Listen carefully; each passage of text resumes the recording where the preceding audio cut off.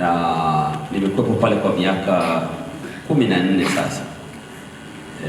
Kwa miaka 14 kikazi, lakini pia ile miaka ya nyuma wakati nazaliwa na nachunga na winda nafanya nini, naichukulia kama miaka ya utafiti kabla ya kuja kuanzisha kijiji cha nini cha nyuki. Sasa nimepewa kuzungumza na nyie kuhusu, yanazungumza mazungumzo ambayo yatawasaidia, yaani kesho mkirudi, leo mkirudi, kesho mwanze kuyatumia, si ndio? Yaani huko mkirudi, kesho mwanze kuyafanyaje, kuyatumia. Na hoja ni kitu mambo mengi, lakini nitazungumza machache leo yale ambayo yatawasaidia. Na nafahamu kuhusu kijiji cha nyuki, nyosha mkono kama unakifahamu, umeshafika. Kama umekisikia nyosha, kama umekisikia tu. Na wale waliofika umekisikia na kwenda kukiona pengine, yaani wale waliokisikia na wale walio, hebu nyosheni wote, wale waliosikia na wale waliofika. Wakina nani hawajawahi kusikia kabisa, leo ndio wanasikia kwa mara ya kwanza? Kumbe ilikuwa bado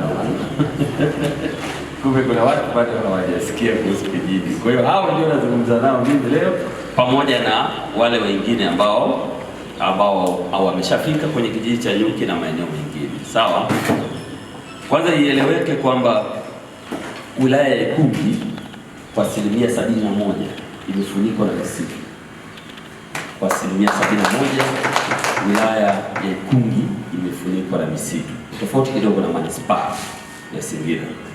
Lakini ieleweke nchi nzima ya Tanzania 54% ya nchi yetu imefunikwa na misitu. 21% ni maji na 24% hivi ndio haya mnaona mabarabara, majengo na kila kitu. Kwa hiyo nchi yetu bado imefunikwa na misitu kwa kiasi kikubwa. Hebu tuje kwenye mahitaji yetu ya kila siku. Chakula tunachokula, madawa tunayotumia kinatokana na misitu. Yaani ile wewe unapolima shamba usifikiri ndio msitu huo, msitu wa Uwele, msitu wa mtama, msitu wa mahindi. Hiyo ni msitu, tunachukulia ni misitu. Yaani huo umepanda au hujapanda, si yote tunachukulia ni nini? Ni misitu. Kwa hiyo tuchukulie unataka kula mchana huu na huko nyumbani kwako. Kwa sasa unaenda sokoni, lakini usipoenda sokoni unaenda bustanini. Usipoenda bustanini unaenda msituni. Mwenyezi Mungu alivyotengeneza dunia hakutaka tulime, hakutaka tuiharibu hivi, hakutaka hivyo. Alitaka tule nyama tunapata huko ndani, si ndio? Ndani ya msitu kuna nyama nzuri tu, si ndio? Kuna matunda pori safi kabisa, si ndio? Kuna hiki.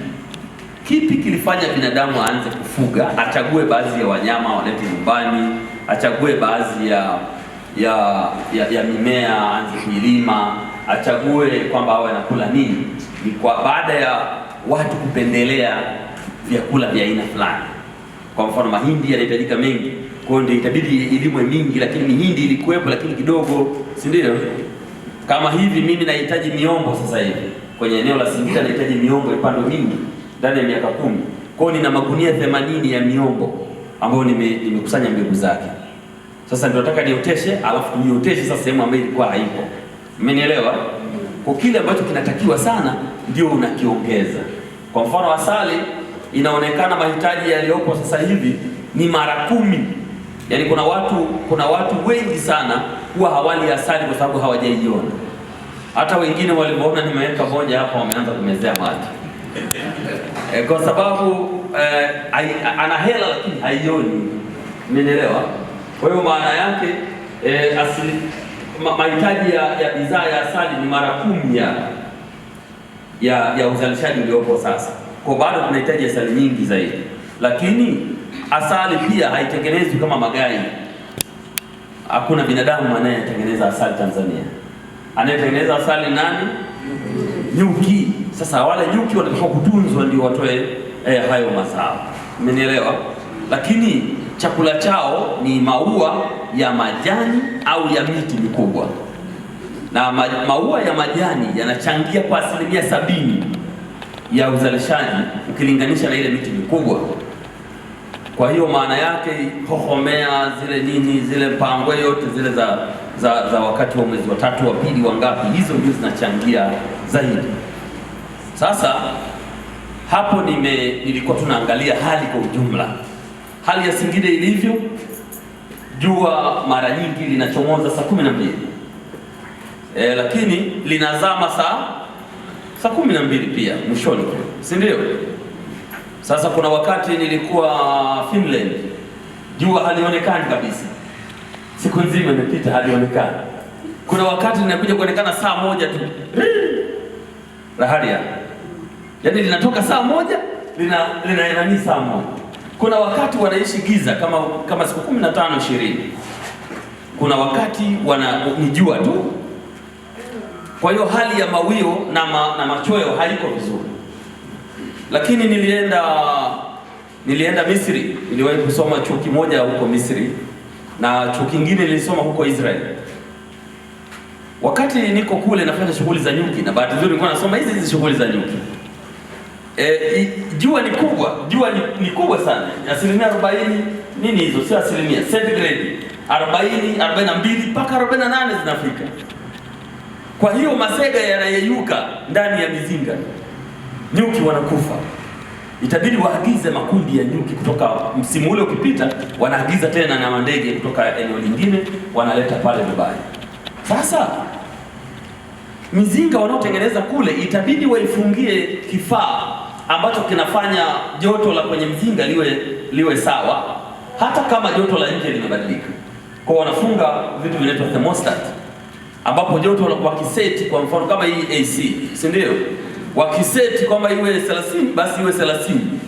Lakini joto la hapa Singida yani linawafanya nyuki wakae vizuri sana kwenye mzinga, hali wa disturb. Hatuhitaji kufunga hiyo, hatuhitaji kufanya mambo haya. Lakini mimi nimefundishwa kufuga nyuki kwenye greenhouse. Yaani ukitaka kufuga nyuki itabidi ukanunue greenhouse kwanza, alafu upande mimea ndani itoe maua, ndio uje ulete mizinga ndani ya nini? Ya greenhouse. Sasa mimi nimeletwa kwenye eneo ambalo unaiweka nje tu na asali inatoka vizuri. Si mnaona jamani? Hata hivyo, utafiti wa kwanza wa Umoja wa Mataifa ulifanyika mwaka 1971. Utafiti wa kwanza kabisa wa misitu na nyuki.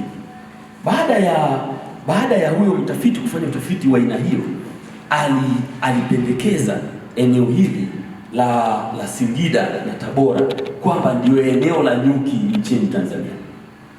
Na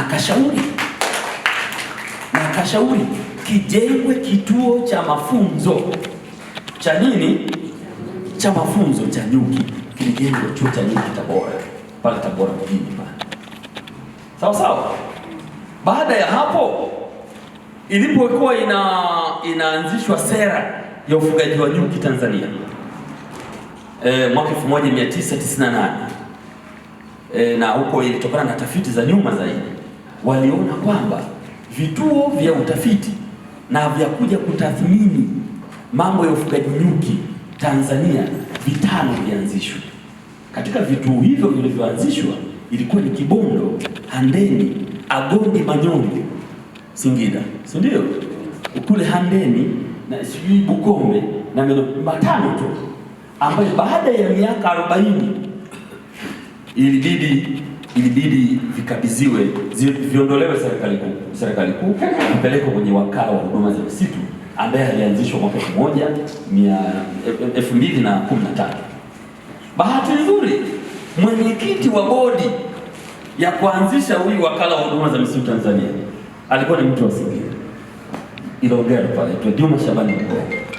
Aliongoza na alikuwa chifu wa kwanza wa wakala wa huduma za misitu Tanzania. Mwaka 2021 wakala wa huduma za misitu ukabadilishwa kawa jeshi. Sasa hivi wale wanaosimamia nani za nyuki wamevaa makombati, si ndio?